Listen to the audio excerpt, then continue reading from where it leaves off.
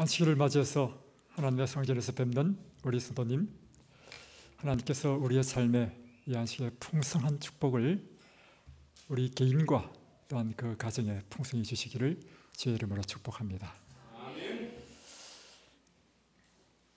우리 인생이 추구하는 최고의 가치는 무엇이죠? 행복이죠.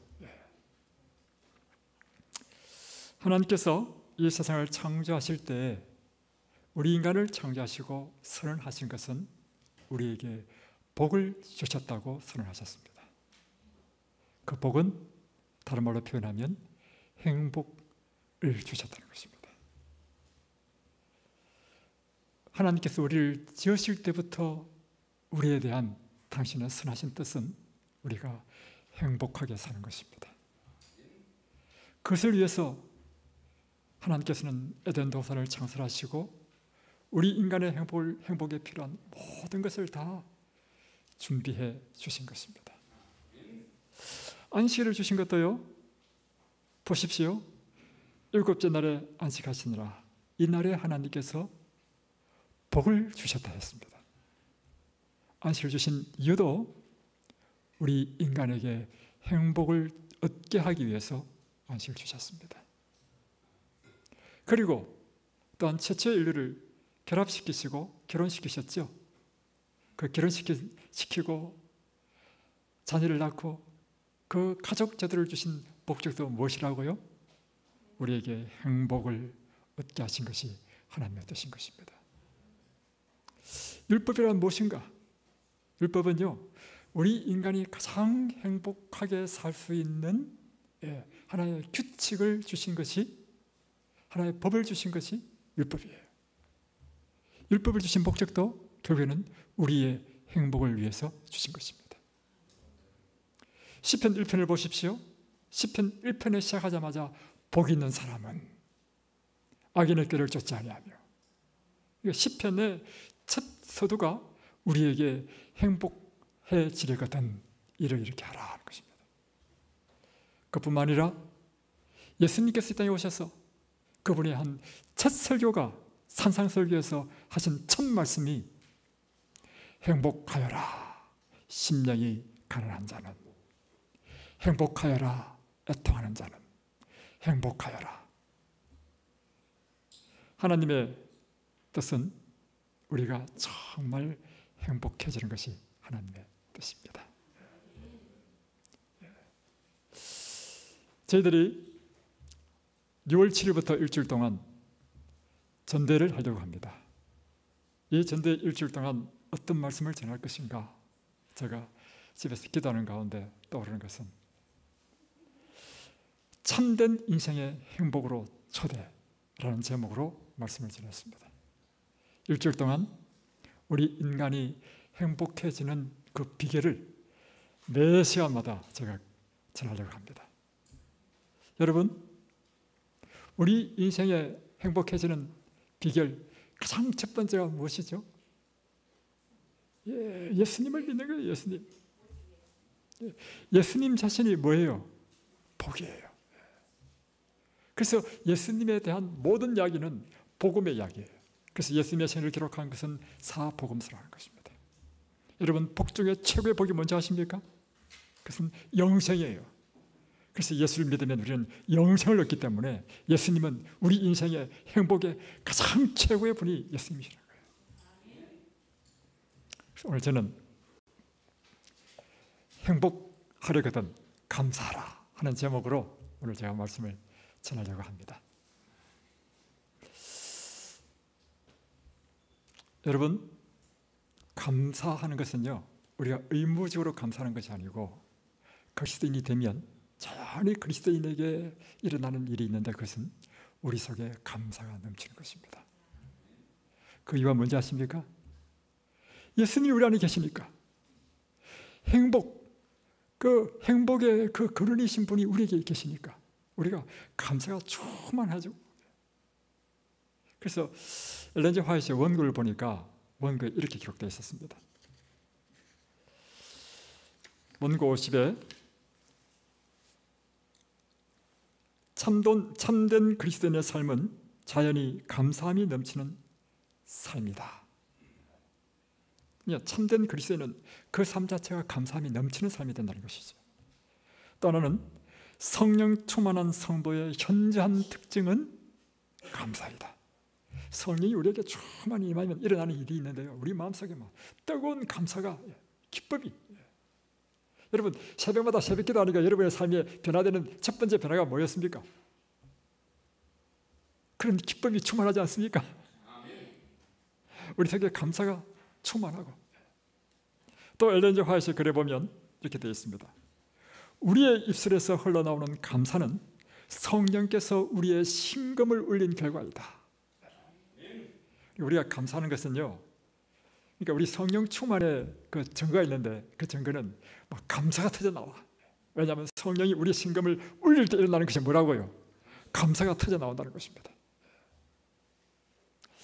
제가 직전교회에 있을 때 그때는 화요일 예배를 우리가 저녁에 안 드리고, 사람들이 화요일 저녁에 안 보이더라고요. 그래서 안 드리고 낮에 횃불을 던 자의 모임이라는 제목으로 성경 공부를 했습니다. 근데 어느 날 한 미금에 사시는 분이 전화가 왔어요. 이분이 전화가 와가지고 뉴스타트 교회냐고, 제가 인터넷을 검색해서 좀 찾았다고. 그래서 이 교회를 한번 제가 가고 싶다고. 그래서 제가 대환영했죠. 오시라고. 근데 이제 그분과 통하는 가운데 왜 당신이 이 뉴스타트 교회를 스스로 찾고, 또 우리 교인도 아니에요. 교인도 아니고 일반적인 교회 다니는 사람도 아니야. 근데 어떻게 해서 우리 교회를 이렇게 찾고 오고 싶어 하십니까? 물으니까 자기 여동생이 미국에서 목회를 한다는 것입니다. 근데 여동생이 장로 교회인가 감리교회 목사인데요, 이 여동생이 자기 언니가 꼭 예수를 믿고 이 구원을 받기를 간절히 소망한다는 것이죠. 그래서 늘 이 한국에 있는 언니에게 전화를 하면 교회에 나가라고. 그런데 언니가 전화할 때마다 하는 이야기가 뭐냐면 이런 이야기를 한다는 것입니다. 언니, 교회 나가면 꼭 안식일교회를 나가. 안식일교회가 진짜 교회야. 자기는 누군데요? 자기는 장로교회 목사인데도 불구하고. 그래서 이분이 우리 교회를 찾아온 거예요. 왔는데 내가 딱 보니까, 그래서 화요일 이게 성경 공부에 초청했단 말이에요. 왔는데 올 때부터 막 그 벤츠도 종류가 많아요. 최고급 벤츠를 타고 온 거야. 거기다 딱 행실을 보니까 막 삐가 번쩍해. 이런 분은요, 안식일교인데 좀 힘듭니다. 사실 그래요, 여러분. 마음속으로 저라면 안식일교인데 힘든데. 그런데 하여튼 이런 분이 딱 오셨는데, 그러니까 공부에 집중하지 않고 참여한 사람들만 자꾸 눈치를 주목하는 거예요. 이 사람 봤다가 저 사람 또 어떻게 하는가 보고. 그래서 이제 우리는 이제 그게 믿음 충만한 분들이 함께 성경 공부했기 때문에 아주 은혜를 받고, 이제 점심은 가까운 곳에 있는 이든밸리라고 하는 채식 뷔페 식당에서 식사를 하려고 봉고차에 7명이 타고 이제 출발했습니다. 근데 그때가 가을이었어요. 딱 가는데 그 단풍이 말이죠, 나무에 단풍이 들었는데 너무 아름다워. 그래서 나도 모르게, 야, 집사님 저 보십시오, 단풍나무가 너무 아름답습니다. 또 가는데 막 하늘이 너무 아름다워. 그래서 막 우리 그 탄 사람들이 참 하늘에서 감탄하고, 막 또 이 가을 햇살은 얼마나, 이 가을 햇살은요, 봄, 여름, 가을, 겨울 중에서 가장 아름다운 햇살이 가을 햇살입니다. 가을 햇살은요, 눈이 부셔, 빛이 나. 그래서 막 이렇게 감탄했단 말이에요. 그래가지고 이제 그곳에서 식사를 하고 이제 다시 타가지고 다시 교회로 오는데 이 자매님이 이런 이야기를 했습니다. 제가 여기 와서 보니까 참 신기한 걸 발견했습니다. 뭔데요? 그러니까 안식일 교인들은 내가 볼 때는 아무 별 의미 없는 것에 대해서 그렇게 막 감탄을 하고 감사를 하고, 야, 안식일 교인들은 참 이상한 사람들이래요. 여러분, 엘렌 G 화이트는 이렇게 기록했습니다. 참된 그리스도인의 삶은 자연히 감사함이 넘치는 삶을 산다. 성령 충만한 성도의 현저한 특징은 감사가 넘치는 삶이다. 우리의 입술에서 흘러나오는 감사는 성령께서 우리의 심금을 울린 결과이다. 여러분은 참된 그리스도인입니까?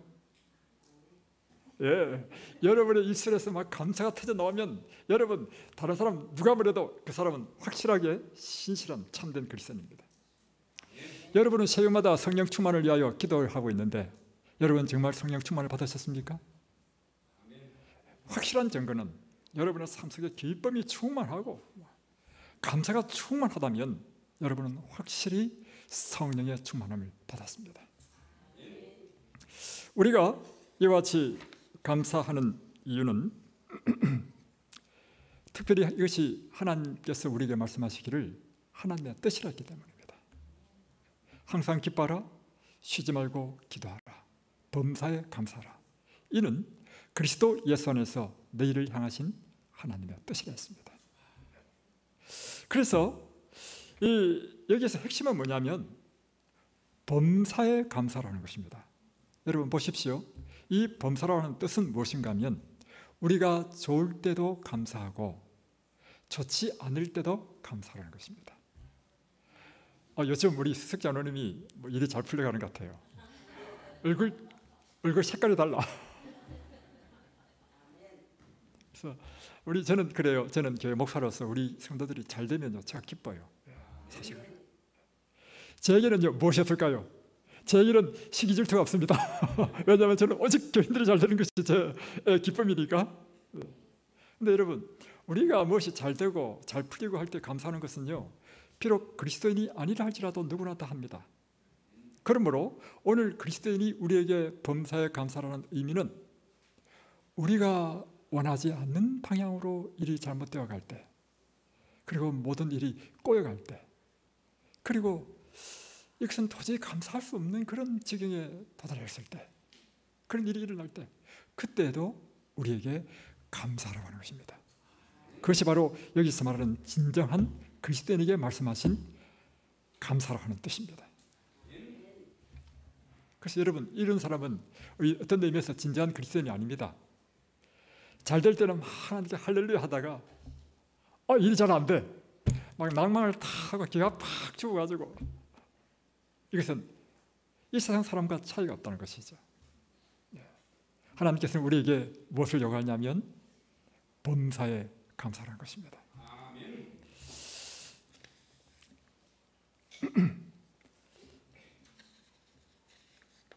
세 번째는 우리가 이 감사해야 되는 이유는, 이 감사는 행복의 비결이기 때문입니다.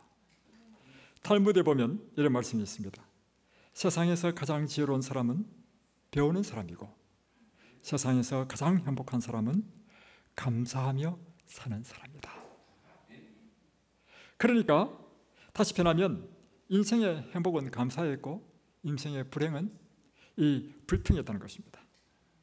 행복이란 우리가 얼마나 많은 것을 소유하였느냐에 달려있는 것이 아니고 우리가 얼마나 감사하는 삶을 사느냐에 따라서 우리의 행복이 결정된다는 것입니다. 감사하며 사는 사람은 그렇지 못한 사람보다 훨씬 건강합니다. 그리고 더 행복합니다. 왜냐하면 우리 신체 자체가 우리 감정에 민감하게 반응하기 때문입니다. 우리 마음이 감사하면 우리의 모든 신체가 그 마음의 감사와 기쁨에 반응하는 것이요. 이런 사람은 소화도 잘 되고요, 부정맥도 없습니다. 혈액순환은 잘 되고, 그리고 각종 호르몬이 우리 몸에서 아주 잘 나옵니다. 제 딸이 저한테 한 아주 인상적인 말을 했어요. 어떻게 어린데 그걸 아는지. 어떻게 이야기했냐면 자기가 살아보니까 어린 나이에 말이죠.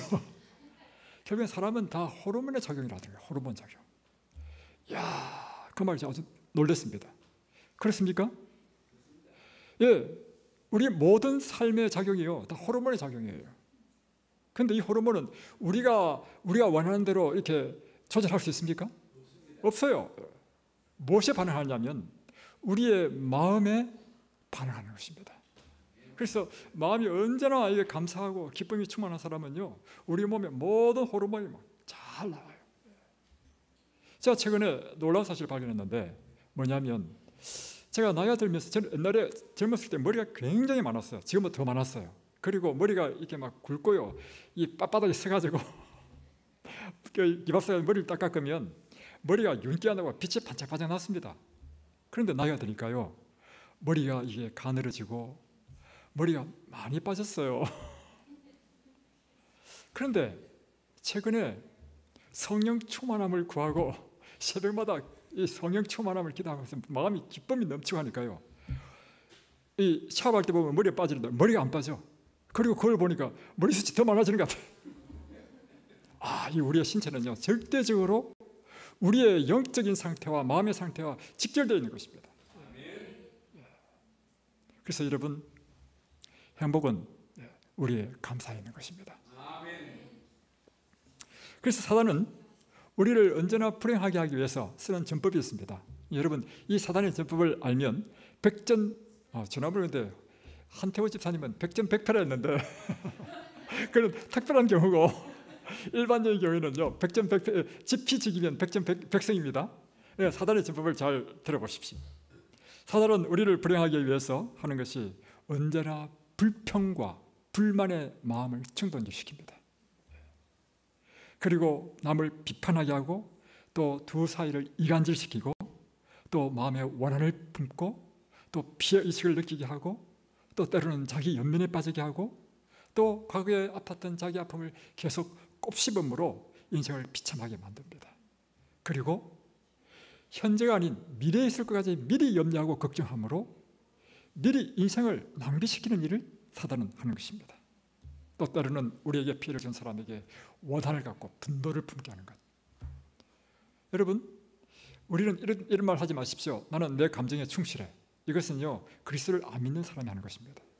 우리가 우리 자신의 감정에 충실하면 그것은 사단의 밥이 되는 것입니다. 오히려 우리는 우리의 감정을 역행해서 하나님의 뜻에 따라 사는 것이 그리스도인이 해야 될 의무인 것입니다. 하나님께서는 우리에게 이와 같이 우리의 심령을 충동질합니다. 그것 용서해. 그리고 그거 용납해줘. 그 무슨 사정이 있겠지. 다 이해해줘. 그리고 언제나 감사하게 하고, 언제나 우리의 마음을 낮추면, 여러분, 우리 마음은 낮추면 이 세상에 모든 것이 감사해요.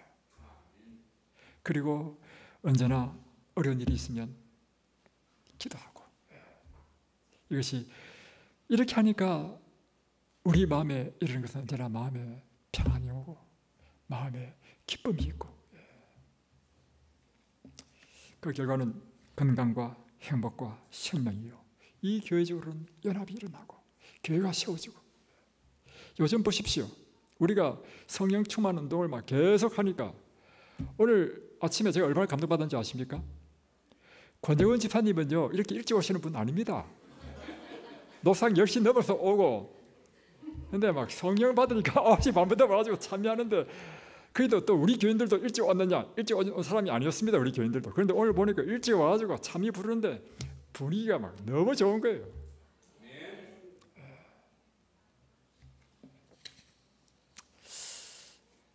한 사람이 행복하느냐 불행하느냐는 것은요, 똑같은 일을 하도 우리가 어떤 마음으로 하느냐에 따라서 다르다는 것입니다.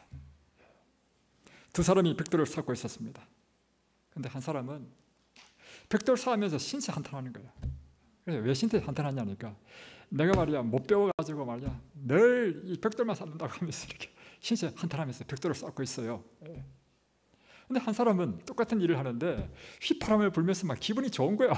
그래서 아니 당신은 뭐 벽돌 쌓는 주제에 왜 그렇게 기분이 좋냐고. 그런 말 하지 말라고. 나는 지금 하나님의 성전을 짓고 있다고. 여러분, 내가 무엇을 하느냐, 그것이 나의 행과 불행을 결정하는 것이 아니고, 내가 무슨 일을 하더라도 내가 어떤 자세로 그 일을 하느냐가 우리의 행복과 불행을 결정하는 것입니다. 결국에는 우리는 우리의 인생을 어떤 방식으로 살 것이냐 하는 것은 우리가 선택하는 것입니다. 다시 변하면 언제나 감사하고 긍정적이고 적극적이고 밝게 살기로 결심한 사람은 어떤 어려움이 또 극복하고 밝고 긍정적이고 행복한 삶을 살지만, 항상 불평하고 부정적이고 어둡고 소극적인 사람은 어떤 일을 맡기도 그곳에서 또 불평할 걸 또 찾는 거예요.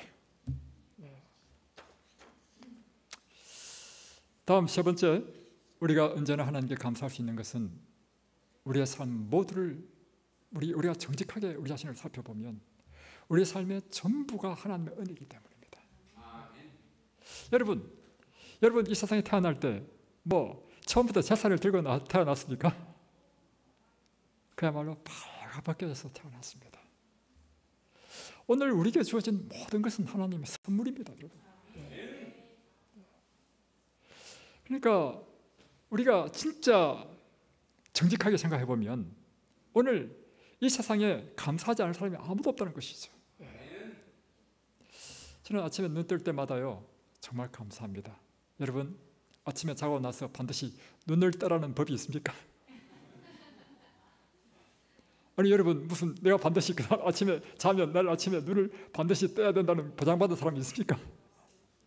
그래서 이 하루에 생명을 주신 하나님께 얼마나 감사한지, 그래서 이 코로 호흡하는 것이 얼마나 감사한지, 이 싱그러운 이 공기가 우리의 피부에 닿는 그 촉감, 눈이 빛을 보는 것이 우리가 얼마나 행복한 것입니까? 여러분 우리는 행복하도록 하나님께서 지으셨습니다. 그래서 때를 따라 이 모든 만물을요 하나님께서 때를 따라 아름답게 입히셨습니다. 그래서 이 눈이 이 아름다움을 보는 것은 얼마나 큰 행복인지. 그리고 우리가 사실은 우리의 삶이 먹고 사는 것이 전부라고 한다면요 사실은 새가 지지배배 그릴 필요가 없습니다. 새는 우리가 관계없어요. 그죠? 우리가 새를 잡아먹지도 않잖아요. 근데 잡아먹지도 못하는 새를 왜 만드셨습니까? 그 아침마다 새가 지지배배 하는 게 얼마나 우리를 행복하게 만드는지. 특별히 남자들은요 새 소리가 남자의 건강에 굉장히 좋답니다. 여러분 그래서 우리의 삶은 알고 보면요 온통 감사로 가득 차 있다는 것입니다.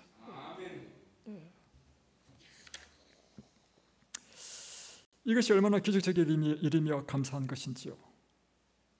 여러분 반드시 기억하시겠습니다. 당연한 것이 아닙니다.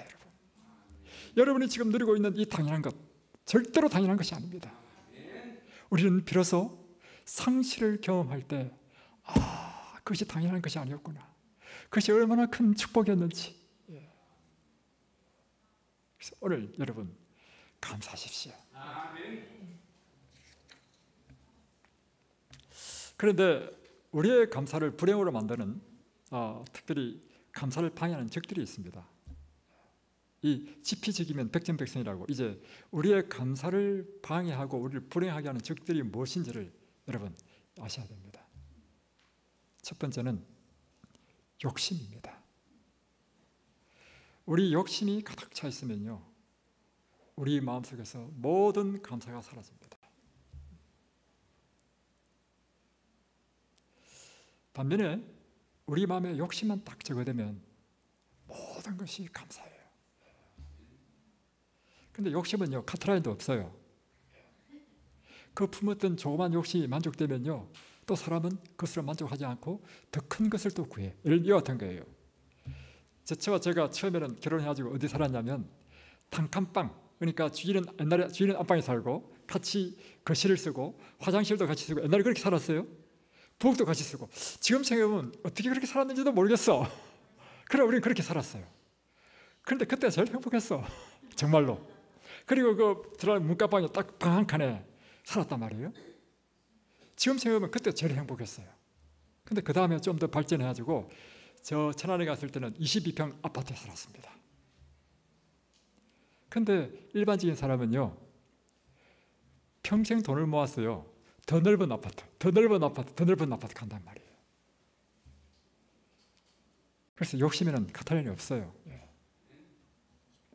욕심과 감사는 공존할 수 없는 것입니다. 욕심은 사단에게 속해 있고 감사는 하나님께 속해 있는 것입니다. 두 번째 우리를 불행하게 만드는 것은 비교하는 순간 불행해집니다.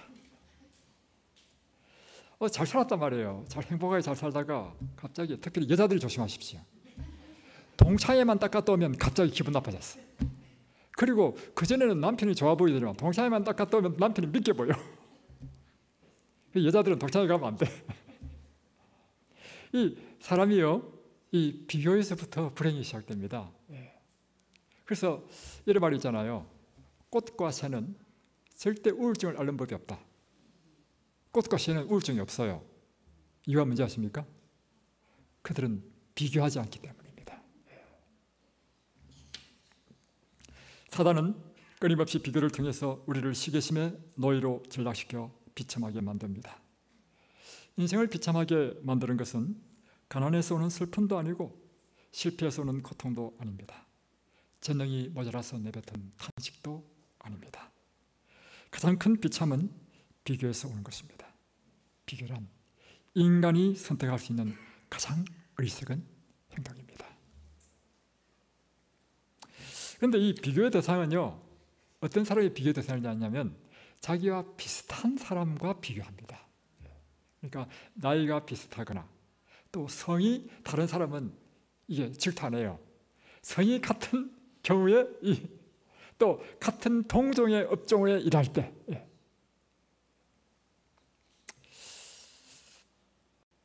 이것을 해결하는 방법은 무엇인가?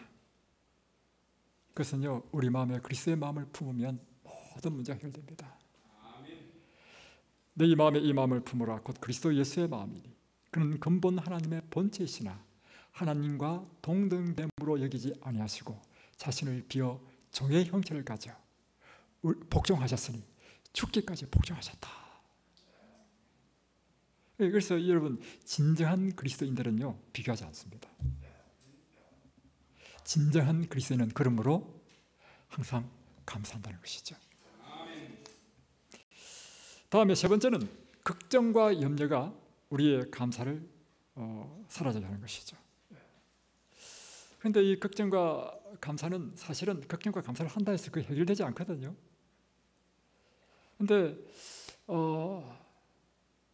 이 제가 발견한 바로는요, 예수님을 믿으니까 걱정 근심이 없던데 저는. 여러분 어때요?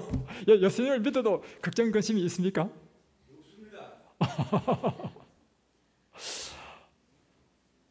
여러분 그렇죠? 예. 왜 예수님을 믿으면 걱정 염려가 없어질까? 그렇다고 제 삶의 속에도요, 사실 걱정하려고 치면요 많습니다. 예. 야, 우리 막내딸을 어떻게 시집 보낼까? 이거 걱정이 시작하면 한도 뜰 것도 없습니다. 그뿐만입니까? 우리 어머니 아프신데 이거 돌아가시면 어떻게 하나? 등등. 예. 그런데 예수를 믿으니까 걱정 근심 없어요. 왠지 아십니까?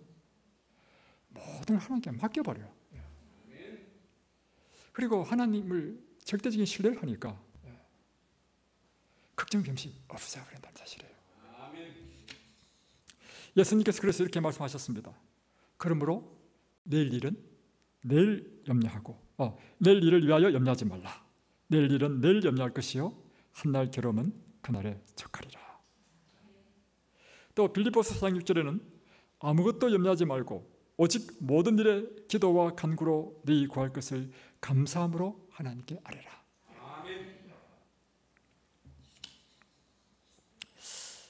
이제 구체적으로 적극적으로 우리가 감사할 수 있는 것을 한번 제가 좀 생각해 봤습니다. 첫 번째는 하나님을 깊이 신뢰할 때 우리는 범사에 하나님께 감사할 수 있다는 것입니다. 하나님께서 나를 사랑하신다는 신뢰, 하나님께서는 나의 항상 최선의 길로 인도하신다는 그 믿음, 이 믿음이 있으면 우리는 어떤 경우에도 우리는 감사할 수 있는 것입니다. 때로는 우리는 내일 일을 알지 못하는 인생길을 살아가는데 지금 일어나는 일도 왜 일어나는지 그 이유를 다 이해하지 못하는 경우가 있습니다. 그리고 답답할 때가 있습니다. 내가 원하는 것마다 앞에 길이 딱 막혀버리고, 그리고 앞이 보이지 않는 그런 경험을 하지 않습니까? 예. 그런데 세월이 지나고 나서 보면 그때는 기도해도 기도가 응답이 안 돼요. 그래서 마치 하나님은 나와 멀리 있는 것처럼 느껴지고, 마치 하나님은 다른 사람은 사랑하시는 것 같은데 나는 사랑하지 않는 것 같아, 이렇게 여러분 느끼실 때도 있잖아요, 그죠? 그런데 분명한 사실은 하나님은 그럴 때에도 우리를 정말 사랑하시고 우리의 가장 좋은 길로 인도하시는 것이 무엇인가 하면 지금 앞이 보이지 않는 이 절벽 가운데 서게 하는 것이 우리를 위하여 가장 최선의 길이고, 우리가 기도하더라도 기도에 응답을 하지 않는 것이 우리를 위한 최선의 길이기 때문에 하나님께서 그렇게 하신다는 사실을 우리는 세월이 지나서 경험적으로 깨닫게 된다는 거예요. 이번 주에 이번 주에 한 분이 저한테 카톡으로 설교한 동영상을 보냈어요. 그래서 제가 설교를 들어봤어요. 자기가 엄청 감동받았다고, 자기가 딱 좋아하는 스타일이래. 딱 들어보니까요, 야, 정말 놀라운 설교를 했어요. 성경과 예언의시로만 설교를 쫙 하는데, 그리고 그 성경 가운데서 그 놀라운 영적 진리를 찾아내는데 제가 깜짝 놀랐습니다. 제가 너무 감동받았어요. 이 설교를 누가 한 설교냐? 제 아들이 설교한 것입니다. 지난주 화요일 날, 제 말이 내가 내 아들이라서 그렇게 한 게 아니고, 궁금하신 분은 제가 설교를 보내드렸습니다. 지난주 화요일 날 삼육중앙교회에서요 설교를 했는데, 이분이 저한테 보냈는데 들어보니까요, 야, 예화 하나도 없이 성경과 예언의 신호만 했는데, 와, 너무 감동받았어요. 근데 그 감동이 제 아들일 뿐만 아니라 뭐 때문에 더 감동받았냐면, 저는 제 아들의 생일을 알거든요. 왜냐하면 제 아들이요, 지난번도 이야기했지만 제처와 제가 결혼한 그 첫날 밤에 기도하기를 우리 아들을 달라고 기도했고, 그 아들을 주시면 하나님의 종으로 드리겠다고 기도했단 말이에요. 근데 진짜 아들이 태어났어. 그래서 우리는 어릴 때부터 우리 아들은 이 하나님의 종이 된다는 것에 대한 그런 변치 않는 확신이 있었습니다. 그런데 문제는 이 아들이 말을 더듬는 거예요. 말을 더듬고, 또 고등학교 가면서 이 세상에 눈이 뜨면서 자기도 뭐 의사가 되어 보겠다, 뭐 세상에 부귀영화를 꿈꾸기도 하고, 근데 하다가 전 신학과 또 회심해가지고 신학 갔는데 문제는 말을 더듬으니까 이게 치명적인 목회 결함이 있는 거예요. 그리고 이제 현장에 가니까 보통 전도사가 맞이하는 것은 학생들이란 말이에요. 학생들은 옛날에 김정일이 우리 한국에 중학생이 무서워서 못 쳐들어온다 했잖아요. 이 중학생을 딱 만나보니까 이게 절벽인 거예요. 그래서 엄청 방황하면서 결국에는 대학을 졸업하고요, 졸업도 못하고 졸업하기 전에 여러 번 1년씩 한 2년을 중퇴했습니다. 중퇴해가지고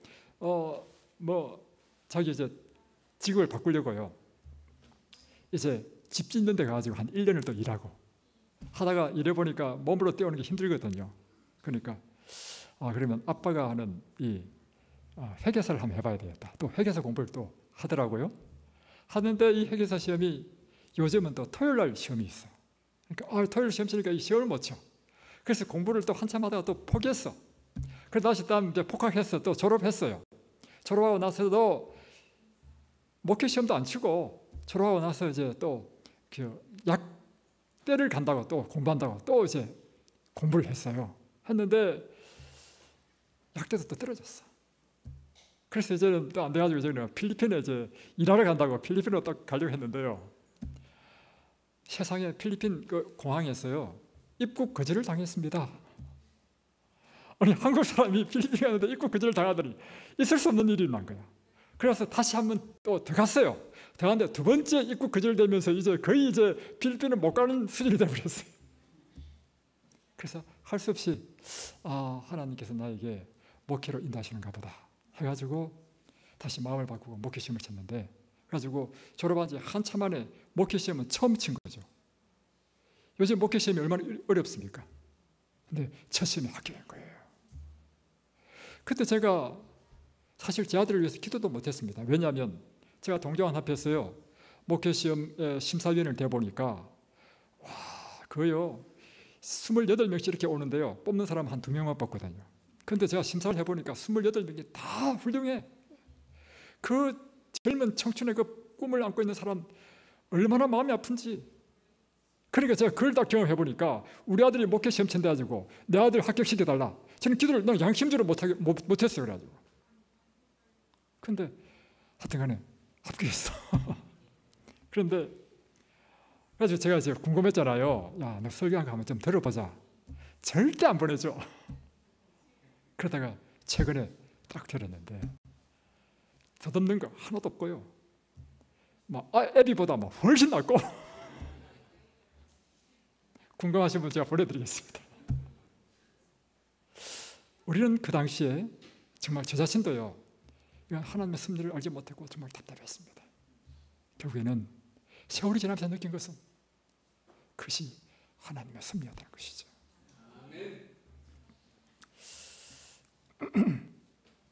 또 제 경험이 있는데요. 제가 이제 대학교 졸업하고 난 다음에 이제 회계사 시험에 합격하고 이제 직장 다니고 2년 후에 이제 직장 다니면서 이제 일을 해보니까요. 저는 사람이 순진한 사람이 돼가지고 신앙을 하더라도 철저하게 해야 된다는 그런 주장이란 말이에요. 그런데 이제 회계법인에 가서 이제 우리가 가는 일은 주로 이제 대접받는 일이란 말이에요. 대접받는 일이 신앙과는 좀 안 좋은 거예요, 한마디로. 그래서 제가 제 마음에 어떤 마음이 들었냐면 나는 정말 순수하게 하나님께 정말 나 자신을 드리고 싶다. 그래서 내가 그 당시에 한국연합회에서 대총회 감사부에 속한 거예요. 부에 직원을 뽑는다는 것입니다. 그래서 제가 응시를 했는데 합격했어요. 그래가지고 이제 합격 통지문을 이제 받았단 말이에요. 그래서 그 다음날 딱 제가 며칠 날 출근하는데 그때 이제 우리 부모님이 안 믿던 때였기 때문에 부모님이 막 맹렬하게 반대하셔가지고 결국 제가 못 갔습니다. 그때부터 해가지고 이제 우리 부부의 고난이 시작했는데 제처는요 그것이 너무 안타까워서 그 합격증을요 최근까지 갖고 있었다고 하더라고요. 얼마나 애석했는지. 저는 그때 정말 이해하지 못했던 것이 뭐냐면 제 마음에 어떤 다른 이해관계라든가 사탁한 마음이 없었단 말이에요. 나는 정말 순수했고 사실 대청에 거기 들어가가지고 받는 월급이 제가 회계법인에서 일하는 것보다 월급이 비교가 안 되죠. 그래서 저는 이해가 안 됐습니다. 하나님, 왜 제 길을 막으십니까? 제 길은 제 스스로 볼 때도 저는 다른 사탁함이 없습니다. 이게 25년 동안 제가 그 비밀을 풀지 못했습니다.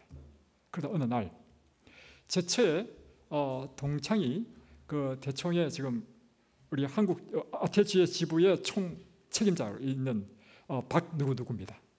근데 어느 날 그 부부와 우리 부부와 함께 식사를 하자고 이렇게 전화가 왔어요. 그래서 이제 채식 뷔페 식당에 이제 처음으로 이제 저도 그분을 만났죠. 근데 첫 마디가 하는 이야기가 뭐냐면 그분이 저한테 나는 목사님을 만나보기를 학수고대했습니다.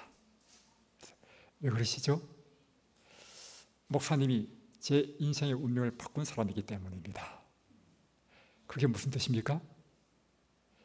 내가 대학을 졸업하고 고려대학교 경영학과에 입학을 했는데 갑자기 대총회에서 콜이 오다는 거예요. 당신이 지금 대총회 감사실에 가야 된다고. 그래서 나는 지금 공부하고 있는데 왜 가야 되냐고 하니까 여기 올리고 한 사람이 못 오게 돼가지고 당신이 대신 와야 된다는 거예요. 그래서 이분이 공부하다가 말고 대총회에 간 거예요.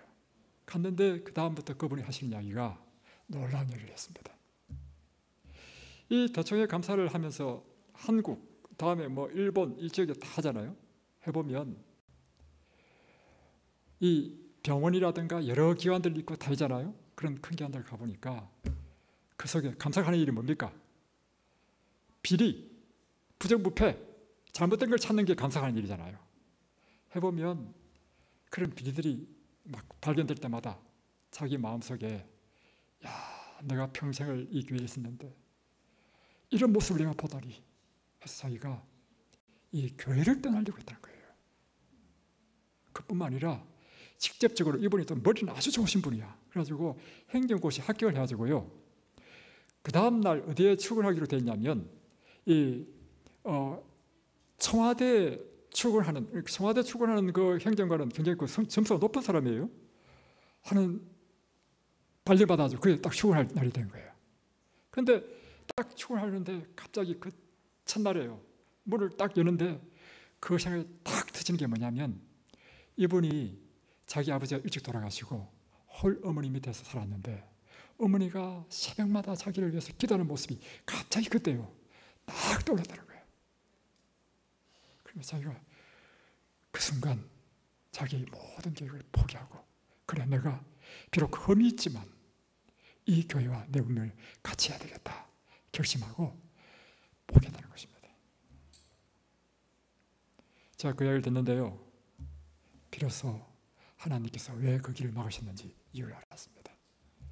그는 모태신앙인이었고 평생 교회에 있었던 사람도 이런데 저는 그때 초신자였단 말이에요. 생판 처음 이제 교회에 나와가지고 막 순수한 열정으로 하나님 앞에 진실하게 살아보려고 갔는데 그걸 비를 받아 해보십시오. 하나님께서 나에게 그 길이 아니라는 것을 밝혀주셨고 두 번째 깨달은 게 있습니다. 제가 그 속에 있었다면 제 특성상 저는 완전히 율법주의자가 되기에 딱 적합한 사람입니다. 근데 제가 이 세상으로 내보내셔서 이 세상 속에서 수많은 사람들, 세상 사람들과 접촉하면서 신앙이 이론적인 신앙이 아니라 실제적인 삶의 신앙으로 그래서 여러분 저는 설교할 때요 복잡하게 설교하지 않습니다. 그리고 관념적인 설교는 제가 제일 싫어합니다. 제 설교의 목적은 항상 이 설교가 우리의 실제적인 삶에 연결되어야 되고 우리의 삶에 실천되어져야 되는 것이 제 주관입니다. 그래서 제 설교는요 다른 사람 얘기도 안 합니다. 내가 직접 경험하고 내가 직접 경험한 이 성경의 진리대로 살아갈 때 우리가 어떤 일이 일어나는지 그래서 얼마나 감사했는지 하나님께서 나로 하여금 정말 이런 속에서 정말 신앙의 이 토대를 견고하게 만드셨고 또 하나는 하나님께서 나의 이 복음 사업으로 이끄시기 위하여 그걸 막으셨구나. 할렐루야. 여러분 우리가 어떤 경우에도 하나님께 감사할 수 있는 것은 우리는 그분이 선하시고 우리를 정말 사랑하시고 우리에게 최선의 길로 인도하신다는 이 믿음 때문인 것입니다. 또 하나는 감사하는 것은 우리의 습관이 되어야 합니다. 우리의 행동은 우리가 알고 깨닫는 대로 행동하지 않는다는 것입니다. 우리는 아는 대로 행하지 않고 늘 행해온 익숙한 습관대로 행동한다는 것입니다. 맞습니까? 이것은요 그래서 여러분 제가 테니스를 배워보니까 똑같은 것을 계속 반복시켜요. 이것이 나중에는 조건반사적으로 나오도록. 그래서 손흥민 그 축구 선수가요 그 유명한 축구 선수 된 이유가 그 아버지가 축구 선수예요. 근데 이 아버지가 어떻게 교육시켰냐면 어릴 때부터 축구 선수를 길렀는데 4년 동안 이 볼만 다루는 것, 볼을 차서 땅에 떨어뜨리지 않고 몸으로 이게 계속 이게 볼 다루는 것, 그것만 4년 동안 했다는 거예요. 4년 동안 슈팅도 시키지 않고 다음에 고2 끝나니까 또 중학교 때는 슈팅만 하루에 1000개씩 하더라고요. 1000개씩. 그리고 중학교 3학년 될 때까지요 시합에는 단 한 번도 보내지 않았다는 것입니다. 놀랍죠. 그러니까 그것이 돼서 완전히 이제 조건 반사적으로 나오도록 된 거예요. 여러분 감사는요 우리가 의식적으로 감사해야지 이렇게 되는 게 아니고요. 감사는 이게 우리의 습관이 되고 품성이 되어서 그냥 좋은 일이든 나쁜 일이든 딱 일이 닥치면 첫 번째 하나님 감사합니다. 이유는 알지 못하지만 이렇게 돼야 돼요. 그래서 예레미야서 22장 21절에 보니까 참 놀라운 말씀이 있었어요. 이스라엘 백성들이 늘 범죄하고 우상숭배. 근데 그걸 어떻게 표현했냐면 내가 어려서부터 내 목소리를 청종치 아니함이 내 습관이라. 그러니까 하나님을 순종하고 불순종도 뭐예요? 뭐에 달렸다는 것입니까? 습관에 달렸다는 것입니다. 제가 이제 방문하기 위해서 그때 어느 곳을 방문할 때였습니다. 그때 이제 우리 집사님들이 한 4분이 탔어요. 내 차에 꽉 탔으니까 4분이 타가지고 함께 가는데 제가 길을 잘못 들어가지고 내부 순환으로 타게 됐어. 그래가지고 막 한 30분을 헤매서 다시 오게 되는 그런 경험을 했습니다. 근데 제 입장에서는 제가 운전을 하고 이 사람들을 태워가니까 저는 이 집사님들에 대한 책임감이 있잖아요. 근데 내 잘못으로 지금 엉뚱한 길로 가서 지금 30분을 헤매니 제 마음속에 막 불편함이 밀려오는 거예요. 아주 땀이 바짝바짝 나는 것입니다. 그럴 때 내가 뭐 어쩔 줄 몰랐을 때 그때 한 집사님이 있어요. 그 집사님의 별명이 뭐냐면 감사 집사야. 이분은 모든 일에 항상 입만 열면 감사합니다. 감사합니다. 이 집사님이 저한테 하시는 말씀이 목사님 감사하십시다. 근데 내가 그 순간 아니 이 순간 뭘 감사해? 감사할 게 따로 있지. 내가 머리를 굴려봤어요. 아무리 생각해도 감사할 척굴려도 지금도 생각해봐도 감사할 일이 아니야. 하여튼 그런데 감사하려 가지고 보니까 내 마음에 위로는 되더구만. 근데 그분이 저한테 놀라운 간증을 했습니다. 교회에 있었는데 어떤 집사님이 자기를 자꾸 시기 질투하고 힘들게 하더라는 거죠. 그래서 자기는 이 사람한테 잘못한 게 없는데 말이죠. 그래서 그러니까 상대적으로 그러면 어떤 마음이 일어나요? 괘씸한 마음이 일어나고 나도 함께 미운 마음이 들잖아요. 그래서 기도했대. 하나님, 왜 저 집사님이 저렇게 미워하죠? 저도 화가 납니다. 기도하니까 어떤 마음이 딱 들었냐면 너의 품성을 단련하기 위한 것이다. 그리고 내가 원수를 사랑하라고 하는 그 말씀을 내게 실천하는 좋은 기회다. 이것이 딱 떠오르더라는 거예요. 그래서 그렇다. 하나님 감사합니다. 그때부터 자기에게 막 잘못 자꾸 하는 사람한테 막 빵을 해가지고 갖다 주고 반찬해서 갖다 주고 막 자꾸 선물 갖다 줬어. 이게 바로 선으로 악을 갚는 것입니다. 그랬더니 이 집사님이요 어느 날 찾아와가지고 손을 잡더니만 눈물 툭 흘리면서 집사님 미안해. 내가 괜히 시기 질투가 나서 세상 어렵게 했어. 회개했다는 거예요.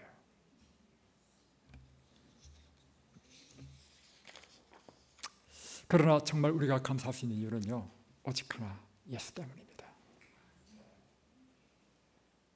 이 험한 인생에 우리가 유일한 소망은 무엇이겠습니까? 예수님. 그분이 우리에게 주시는 영생. 젊은 사람은 아직 잘 모르겠지만 이제 나이가 60이 딱 넘어가면요 인생은 정말 허무한 것이구나. 그러면서 우리에게 예수가 없다면 얼마나 험한 인생인가.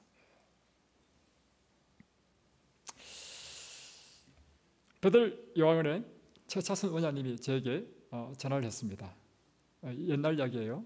제가 죽전에 분당에서 교회를 개척했을 때 지금 우리 요한에서 이제 침례를 받은 분인데 지금 병세 악화되어서 수동 에덴 요양병원에 입원하고 있으니 당신이 가서 좀 방문을 해달라 했습니다. 그래서 저와 제 아내가 함께 수동 에덴 요양병원에 방문을 했습니다. 방문을 해보니까 이제 처음 만나죠. 이분이 어떤 교장 선생님, 전직 교장 선생님이셨고 췌장암 말기로 이제 얼마 안 있으면 돌아가실 분이시더라고요. 그리고 그 부인도 계셨고 그 딸이 있었는데 그 두 분이 할 일이 없어. 이제 환자는 완전히 와상 환자 됐고, 그러니까 어쩔 줄 몰라하는 모습을 보았습니다. 그래서 제가 가서 인사를 드리고 그분에게 인사를 드리고 그분에게 제가 설교를 했습니다. 예수 그리스도에 대해서. 예수님은 우리의 생명이시고 그분은 우리의 유일한 소망이라는 사실 했는데 놀라운 일이 일어났어요. 이 환자가요 그때 모습은 저와 제가 너무나 그 극적인 모습이 있기 때문에 잊어질 수 없습니다. 얼굴이요 빛이 나는 거야. 환하게 바뀌면서요 얼굴이 빛이 나는 거야. 그러면서 감사합니다 하는 거예요. 그때 함께 했던 그 부인, 그 딸이 거기에 감동을 받았어. 나중에는 그 딸이 이제 장로교인이었는데 나중에 그 딸이 알고 보니까 분당에 가까운 수지에 살아가지고 우리 교회 와서 나중에는 침례받고요 찬양대장이 됐습니다. 근데 이분이 침례받을 때 이렇게 이야기했습니다. 내 몸이 낫지 않아도 괜찮습니다. 이제 내 이름이 하늘 생명책에 기록되었기에 저는 그저 감사할 뿐입니다. 아멘. 그리고 몇 달 후에 잠들었습니다. 잠들 때 그가 딱 한마디를 했다는 거예요. 하나님 감사합니다. 감사합니다. 감사합니다.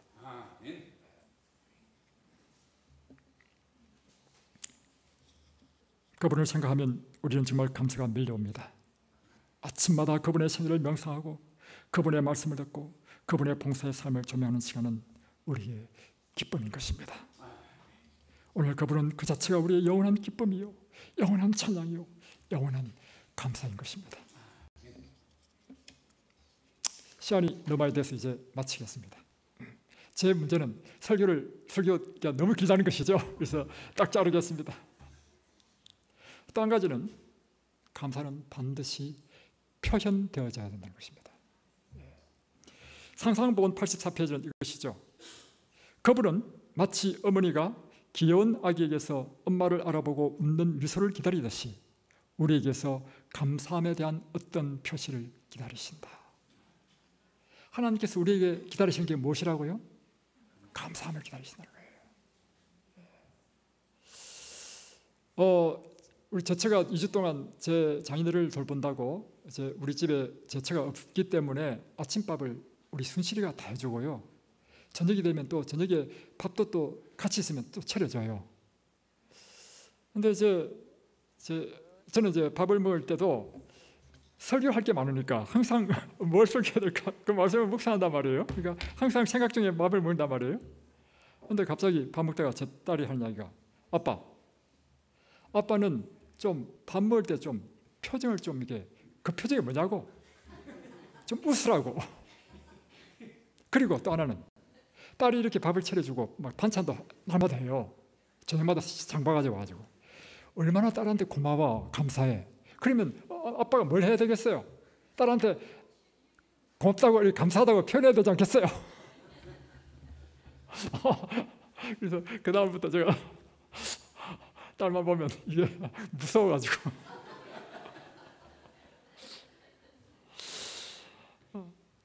지난번에 한 집사님으로부터 제가 문자를 받았습니다. 그 문자 내용은 이것입니다. 샬롬, 바울을 닮은 목사님의 기도가 있었기에 이 10년과 처지가 곤고한 제가 힘을 내고 몇 년을 잘 지냈답니다. 목사님, 그리고 사모님, 그리고 자녀분들을 위해 이 아침에 기도합니다. 그래서 저는 이 집사님이 갑자기 뜬금없이 왜 이런 문자를 보내나 해서 이 답장을 보냈습니다. 호호, 집사님 갑자기 왜 이러시죠? 보냈단 말이에요. 또 답장이 왔습니다. 소금도 치지 않으면 맛을 잃듯이 마음에 고인 감사도 표현하지 않으면 소용이 없지 않을까요? 늘 마음에 있던 것을 오늘 이 아침에 썩어 변질되기 전에 얼른 꺼내드리고 싶었지요. 오늘도 하나님 손잡고 파이팅 하세요. 그런데 전혀 예기치 않은 일이었지만 아침에 이 문자를 받았는데 제가 얼마나 힘이 나는지. 그렇다. 감사는 반드시 표현해야 된다는 것이죠. 표현. 하나님께서는 우리의 입술에서 감사가 표현되기를 기다리고 계신다는 것이죠. 여러분, 하나님께 감사하십니까? 아멘. 이 시간 우리가 함께 감사의 표현하십시다. 하나님 감사합니다. 하나님 감사합니다. 할렐루야. 할렐루야. 예, 말씀을 마치겠습니다. 우리의 찬양이시며 우리의 감사의 주체가 되시는 우리 주님이시여, 우리 주님이 우리의 기쁨이 되어주시고 우리의 삶의 전부가 되어주신 우리 주님을 찬양합니다. 아멘. 오 주여, 우리의 언제나 주님의 거룩한 영이 함께 하셔서 기쁨 충만한 삶, 감사가 넘치는 삶 되게 하여 주시고, 또 때로는 우리의 삶 가운데 어려움이 있다 할지라도 우리는 주님을 믿는 신실한 믿음으로 하나님의 섭리를 우리가 알지 못할 그때에도 우리가 믿음으로 감사하며 묵묵히 기다리는 인내 성도가 되도록 축복해 주옵소서. 아멘. 여기 머리 숙인 당신의 종들에게 한량없는 하나님의 은혜가 넘치도록 축복해 주시옵기를 사랑해 주 예수 그리스도 이름으로 간절히 기도드리옵나이다. 아멘.